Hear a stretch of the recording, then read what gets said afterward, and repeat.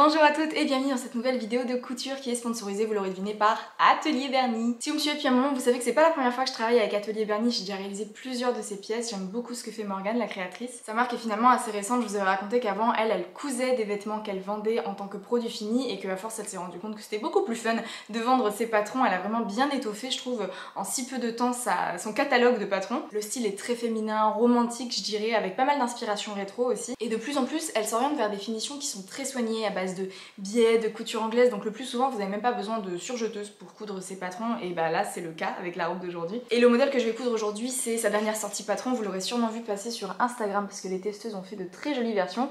C'est la robe et chemise Simone, elle donne toujours des prénoms à ses patrons de femmes qui l'inspirent, qu'elle aime, qui lui rappellent des gens qu'elle a connus ou des figures assez iconiques. Que je vous montre un peu en détail le dessin technique. Alors bon, moi je vais faire la version robe évidemment parce que je préfère toujours partir sur la version robe de tous les patrons de blouse, c'est comme ça. Du coup je vais m'attarder un peu plus sur ce dessin-ci. On a un col tailleur, des pinces ici et dans le dos, il y a des plis creux, je sais pas si ça se voit, si, des plis creux en haut et en bas de la manche, donc c'est des manches qui ont quand même un petit peu de volume. C'est ceinturé ici par une ceinture qu'on vient faire dans le même tissu, il nous faut une boucle de ceinture, on va poser des rivets, plein de choses que j'ai jamais fait je crois pour l'instant. Un petit poignet qui vient resserrer ici, c'est fermé sur l'avant avec des boutons. Et je crois que c'est à peu près tout. Il y a une parmenture qui vient finir l'intérieur et qu'on vient finir au biais. Tout est en couture anglaise, y compris les poches parce qu'elle vous propose de mettre des poches sur la version robe. D'habitude c'est quelque chose que je ne fais pas, mais là avec le tissu que j'ai choisi je pense que ça va faire assez bien. Et j'ai regardé la vidéo de montage parce qu'il y a une vidéo entière dédiée à la réalisation du patron, donc totalement accessible aux débutantes.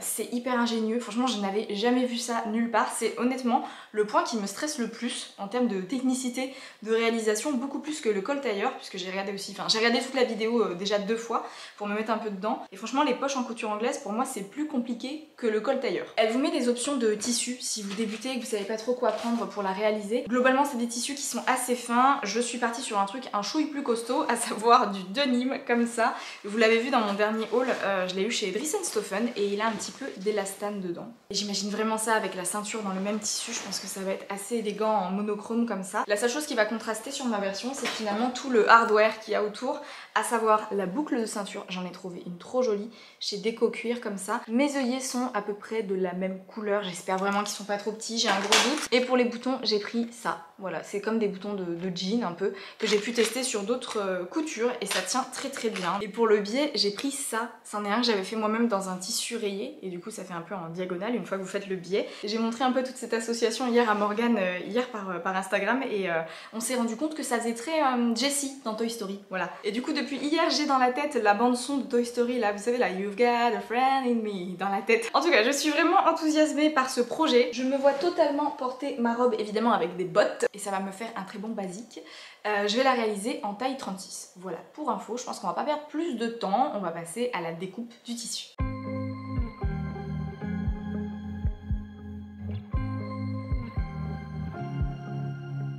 I was at the wrong place at the right time, 'cause suddenly there you were with those bright blue eyes. We were conversing under the night sky, when you took my hand, said let's leave now. Don't wanna be shy, I will let my guard down. Don't wanna be shy, I will let my guard down. I wanna love out loud, talk a little deeper, kiss a little harder. I wanna love out loud, talk a little deeper, kiss a little harder, love a little louder, love a little louder. We went to a small bar with neon lights. Voici un petit aperçu des pièces. Donc ça c'est la pièce pour les passants. C'est un grand rectangle que je suis venue déjà préformer au fer. Là-bas c'est les parmentures de fente que j'aime beaucoup dans les patrons de Morgane. Ça c'est le haut de la parmenture, la suite de la parmenture que j'ai entoilée au thermocollant. Ça c'est ma ceinture, les poignées de manche que j'ai pas entoilées vu que mon tissu est assez épais. Les poches, les cols que j'ai pas non plus entoilés, pareil, même raison. Et ça c'est mes manches. Et ici on a les deux demi devant et le dos. Il n'y a pas de couture au niveau de la taille sur ce patron, donc j'ai pas eu à rehausser, vous savez, la ligne de taille. Par contre, toujours dans cette optique de j'ai un petit buste, j'ai rehaussé l'écran d'entrée de poche de 2 cm. Normalement sur le patron ils sont 2 cm plus bas, je les ai juste tac mis comme ça. Ce sera plus ergonomique par rapport à ma petite taille. Du coup on va pouvoir commencer à faire plusieurs étapes en même temps. Alors on est toujours le même jour, hein. Je me suis changée parce que Aurel a vomi sur mon chemisier en soi. Voilà. Mais donc vous savez que j'aime bien mutualiser les étapes de couture, on va dire. Donc je vais pouvoir surpiquer mes passants, poser du biais sur le tour de la petite parmenture de fente, donc vraiment sur tout l'arrondi ici. On va construire notre parmenture, donc ça c'est le dos qu'on va raccorder aux deux côtés comme ça. Je vais pouvoir aussi fermer ma ceinture en faisant un tube et en laissant une ouverture sur le milieu. Et mes petits poignets de manche, pareil, hop, on va les plier comme ça. Coudre le tour, surtout qu'il y a une petite partie qui va dépasser pour venir passer sur l'autre côté qui sera vraiment tout droit, un truc un peu comme ça. Et on va aussi pouvoir passer aux poches qui sont cousues en couture anglaise. Donc c'est plein d'étapes les unes après les autres. Je vous recommande d'aller voir vraiment son tuto vidéo parce que moi je ne saurais pas mieux vous expliquer que ce qu'elle a fait. Et je me demande si je pourrais pas déjà, si je pense, si je pourrais pas commencer à au moins préplier les plis là des manches, comme ça ce sera fait. Et peut-être faire une piqûre morte pour que ça ne bouge plus. On est parti.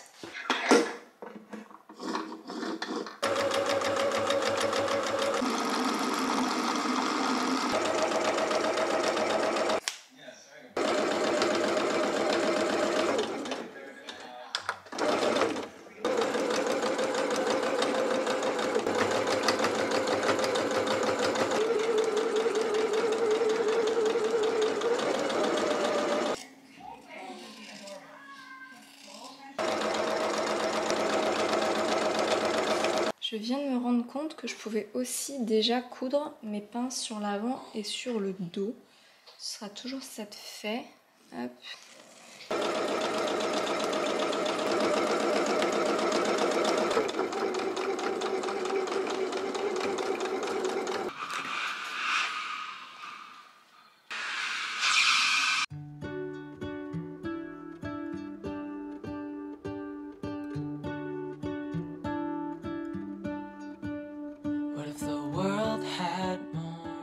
Ce matin, on se retrouve pour faire les poches. On va faire ça en premier, comme ça ce sera fait. J'ai fini du coup la deuxième piqûre de la couture anglaise. Autant vous dire que je suis scrupuleusement les étapes de la vidéo de montage. Là, je suis sur l'envers de mon demi-devant et je viens placer ma poche à égale distance d'écran. Donc quelque chose comme ça. Ensuite, je crante le long de la poche jusqu'à 1,5 cm. Je dégarnis ma couture précédente. Je retourne et je vais venir presser au fer ma couture. Et là, sans prendre cette deuxième partie, je vais venir refermer ma couture anglaise en piquant là à 7 mm. Là, je prends mon dos et je le mets envers contre envers en faisant coïncider mes crans. On va coudre à 0,7 en prenant en sandwich la petite partie accrue là qui dépassait.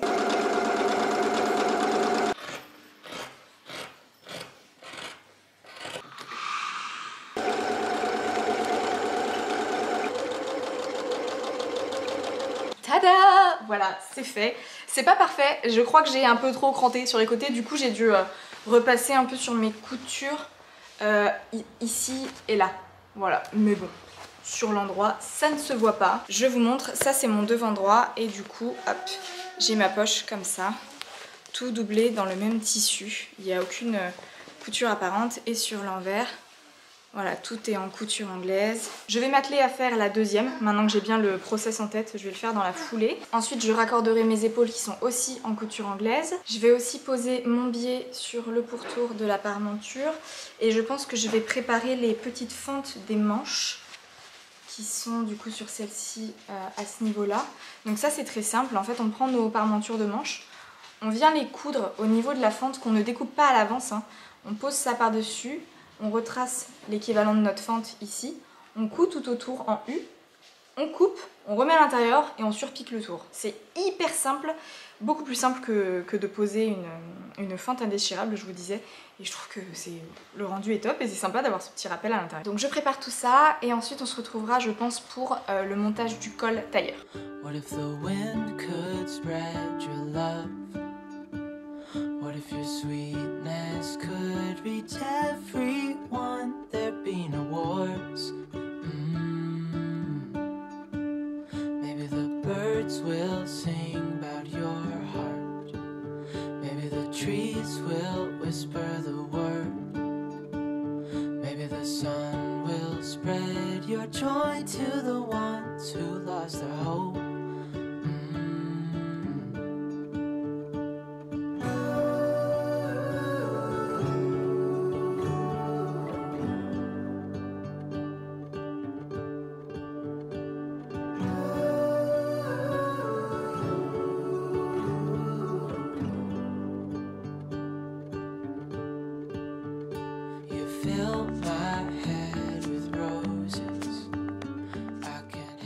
On se retrouve le soir, les enfants sont couchés donc j'ai un petit peu de temps libre pour avancer une dernière étape pour aujourd'hui. Je vous ai dit que je voulais faire le col tailleur ce soir mais on le fera demain parce que je me suis lancée dans la recouture de ma ceinture. Depuis hier je la regarde, elle est sur le coin de la table et ça me chagrine beaucoup trop d'avoir une ceinture qui soit un peu élastique, pas assez épaisse et qui a tendance à gondoler un peu sur le bord. Sauf que je n'ai plus du tout de tissu, je sais pas ce que j'ai fait, je pense que j'en ai commandé vraiment tout pile. Même à la fin j'ai galéré, j'ai dû faire un espèce de Tetris avec les poches. Mais donc j'ai dû commencer par découdre toute ma ceinture qui était déjà évidemment pliée en deux, piquée et surpiquée tout autour. Ce qui fait que ça ressemble à ça, je vais lui donner un coup de fer, j'ai l'impression que ça devrait aller, il n'y a pas les marques des piqûres précédentes. Je vais rajouter une petite bande au milieu parce que je trouvais qu'une fois cousu, j'ai dû coudre un peu plus que 1 cm sur les côtés et donc ça se baladait un petit peu sur le milieu de ma boucle. Donc je vais rajouter une petite longueur de tissu. Donc je suis allée chercher mes chutes et j'ai trouvé des morceaux comme ça, assez longs. Et je vais aussi découper dans cette toile de coton noir assez épaisse la jumelle de ma ceinture pour l'entoiler de l'intérieur avec ça, hein. Donc je fais toujours la même chose, j'utilise les deux épaisseurs comme s'il n'y en avait qu'une seule. Parce que quand je vois tous les détails, tout le temps que je passe sur la robe et aussi le fait que ce soit dans un tissu uni, il faut pas qu'il y ait un élément qui desserve sur le reste et vraiment s'il y a cette ceinture qui fait pas son job, je trouve ça dommage. Sinon je vous montre ce que j'ai fait tout à l'heure, donc j'ai gancé tout le tour du bord de ma parmenture, voilà, dans ce biais, je trouve ça hyper sympa. Sur mes manches, j'ai donc posé la petite parmenture de fente. Et sur le vêtement principal, j'ai commencé par poser ma deuxième poche sur le devant gauche. Voilà. Et j'ai raccordé les épaules en couture anglaise et j'ai surpiqué ma marge de couture vers l'arrière. Donc écoutez, je m'occupe de ma ceinture et on se retrouve demain.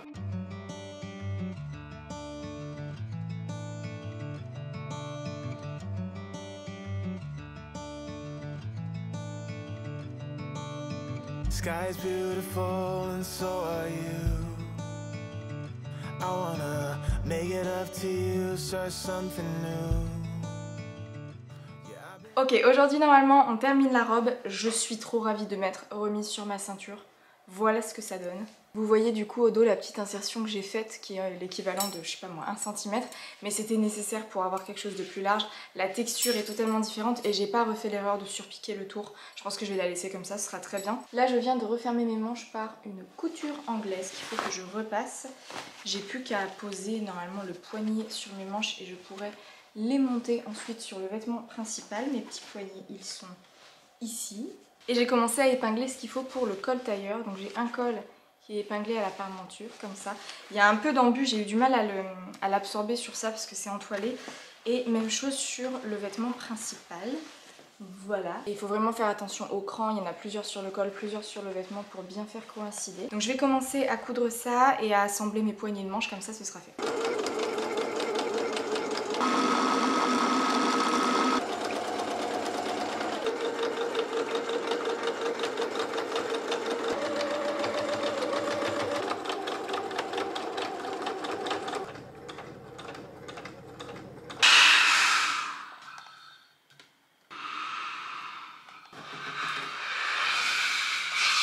Mes manches sont prêtes, ça y est, j'aime beaucoup le petit décroché qu'il y a ici qui va venir hop recouvrir et ça permet de quand même bien voir la fente qui est franchement fine au pied, c'est canon. Il y a ce petit détail là que personne verra, mais franchement, ce genre de finition quoi. En bas, on a le double jeu de plis, ce gros pli creux qui permet d'avoir quand même un peu de volume, un peu d'aisance sans que ce soit froncé au niveau de l'épaule. C'est quelque chose avec lequel j'ai de moins en moins d'affinité, on va dire. J'aime bien quand c'est voilà, assez clean, assez plat au niveau de la tête d'épaule. Et voilà ce que ça donne. Les cols sont posés, sans plis, c'est trop bien. Ça c'est déjà une très bonne chose de fait. Pareil sur le corps, et là je suis vraiment encore une fois scrupuleusement les instructions sur la vidéo. En gros là je vais mettre endroit contre endroit avec ça, et je vais commencer par coudre le col, mais pas sur tout le tour, juste à ce niveau là, sans prendre les marges de couture. Enfin voilà, je vous laisse voir la vidéo, ce sera beaucoup plus clair que ce que je vous explique.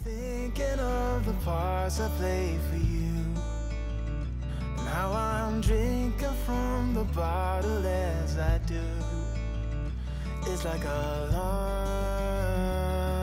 dream. You're on the wrong team. Oh, there's a light and there's a fire coming out of me every time I see. Qu'est-ce qu'on pense de ce petit col tailleur? Moi je trouve que c'est pas mal pour une presque première. J'ai été un peu prudente au niveau des jointures ici. En fait on doit coudre vraiment à 1/2 mm de la couture précédente, et j'ai préféré prendre un tout petit peu de marge, ce qui fait qu'à chaque fois j'ai un léger, pas un trou mais un espace non cousu. Et je vais venir les refermer avec un petit point à la main pour en plus solidifier cet endroit là. Mais sinon écoutez, en fait c'était beaucoup plus facile que ce que je pensais. Franchement j'adore, je trouve que ça fait vraiment bien travailler avec la petite pince, la surpiqûre ici. Et alors la parmenture on est censé l'assembler sur toute la longueur et préformer l'ourlet du bas. Mais moi j'ai cousu vraiment que jusqu'ici pour la forme. Voici à quoi ça ressemble pour l'instant, honnêtement. C'est plutôt prometteur. Est-ce que c'est pas hyper joli aussi sans les manches? Et alors perso j'aimerais que ça m'arrive au-dessus du genou, à peu près ici. Il faut que je pense à rajouter aussi la marge de couture pour l'ourlet, et ça me permettra aussi de raccourcir ma parmenture. Maintenant que ça c'est fait, je vais venir monter mes manches sur le vêtement principal, et la couture d'assemblage de la manche elle est recouverte avec un biais à cheval. J'espère que j'en ai encore assez. Il est où? J'ai perdu mon biais en fait.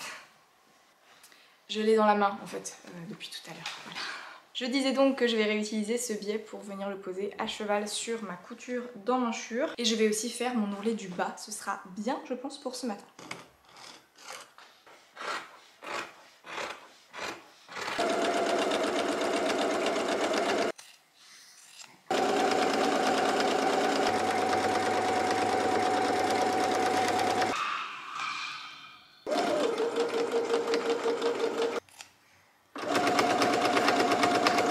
Ça y est, mes manches sont posées, c'est hyper joli. Le pli creux là comme ça qui part de l'épaule. Et le fait d'avoir surpiqué ici, ça fait presque un effet épaulette, j'aime beaucoup. Et regardez l'intérieur, c'est trop sympa. On dirait vraiment une confiserie. C'est vraiment trop sympa ce petit rappel du biais ici sur la parmenture et aux emmanchures. Donc sur le papier, mon vêtement est terminé, il me reste juste à faire les finitions, ce qui évidemment va me prendre toute l'après-midi. À savoir poser les passants que je vais mettre vraiment par rapport à ma taille. Faire les boutonnières aussi, et il faudra aussi que je pose les œillets sur ma ceinture. J'ai fait un petit test là sur la chute que j'ai découpée en bas de ma robe. Ça va être pas mal de coups de marteau en fait ces finitions, c'est pas forcément de la couture, mais donc je vais faire tout ça et on se retrouvera pour le rendu final.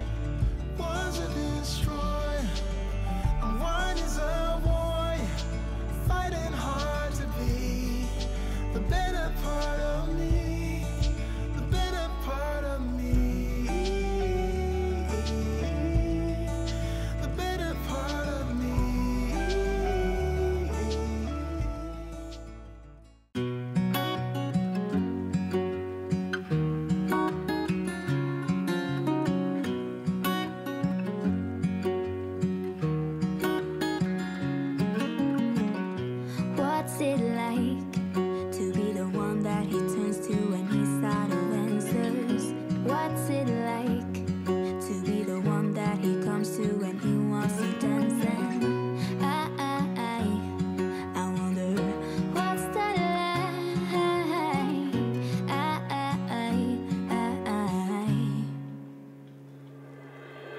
I have got him on my mind, but he doesn't know my name, and I'm running out of time. I wish you felt the same, and I'm acting stupid like every day. Don't know what to do or what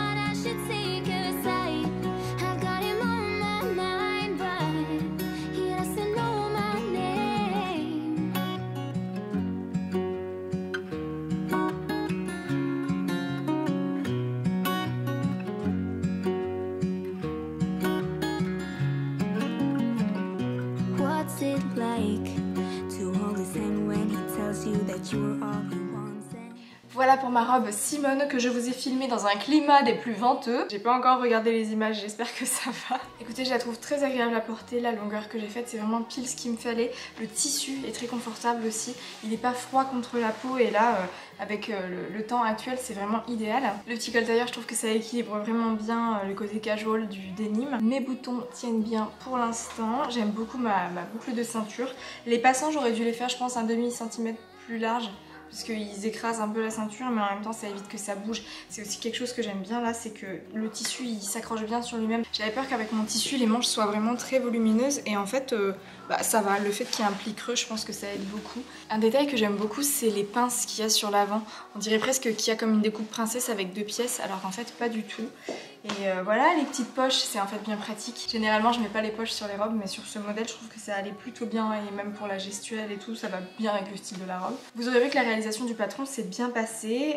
Je m'attendais pas en revanche à ce que ce soit aussi long. Mais c'est vrai que quand on voit tous les détails, toutes les finitions et que rien n'est laissé au hasard, bah finalement c'est normal que ça prenne du temps. Il reste encore à faire les boutonnières, poser les passants. J'ai toujours un mal fou à poser les passants de ceinture avec ma machine. Les épaisseurs c'est vraiment pas son truc. Mais bon en tout cas j'espère que ça vous a plu. N'hésitez pas à aller voir ce que fait Morgane sur Instagram ou sur son site internet. Elle a vraiment une belle collection de patrons maintenant. D'ailleurs à l'occasion de ce partenariat elle m'a créé un code promo pour que vous puissiez aller vous faire plaisir sur eux aussi. Merci beaucoup à Morgane de m'avoir fait confiance pour vous présenter cette bonne vieille Simone. Je vous retrouve très vite pour une prochaine vidéo. D'ici là prenez soin de vous. Ciao ciao.